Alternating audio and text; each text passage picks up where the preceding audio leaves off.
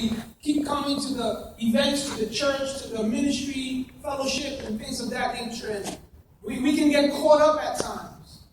And so it begins to look familiar. It begins to look something of a routine. It's like when you go to work, you take the same highway, the same road perhaps. And you're always going the same route, and it becomes familiar. And it's almost like sometimes you don't even know how you got there because you're so accustomed to taking that route. And so tonight I want to challenge us to thirst more for God. I want to challenge us men to go hard for God. I want to challenge every man in this place to go deep. Because there is deeper in God.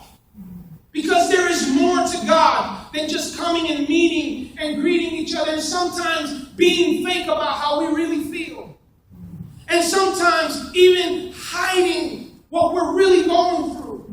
The struggles, the pain, the ordeals that life has thrown at us. And sometimes we are so professional in masking what's really going on that a brother that really wants to help can't help because we are masking it all. So tonight the challenge is go deep. Thirst for God tonight. There's a story that I'm reminded of a student who went to his spiritual father.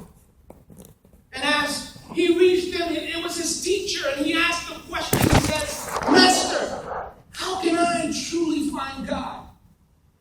The teacher asked the student to accompany him to a river that's running through the village there where they were.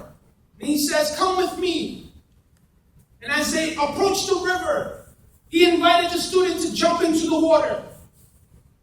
When they got to the middle of the stream, the teacher said, "Please immerse yourself in the water." The student did as his teacher said. And the teacher began to put his hands on the student, holding him down in the water.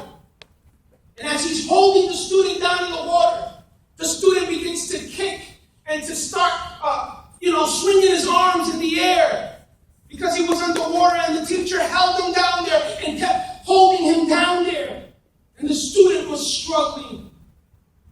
And as the student is struggling in the water, beating the air with his arms, still the master held him, but finally the student was released and shot up from the water, lungs aching, gasping for air. As he comes up, the teacher waited for a few minutes. Then he said to the student, "When you desire God, as truly as you desire to breathe air that you just breathe, then you shall find